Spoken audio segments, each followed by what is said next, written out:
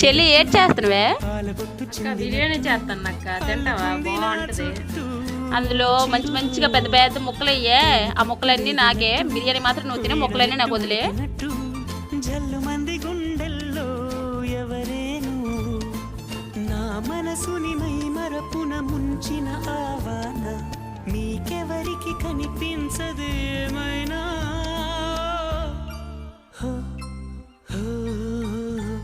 నేనుగా లేని నిన్న మొన్నలా లేనిపోని ఊహల్లో ఏమిటో ఇలా ఉన్న పాటుగా ఏదో కొత్త జన్మలా ఇప్పుడే ఇక్కడే పుట్టినట్టుగా.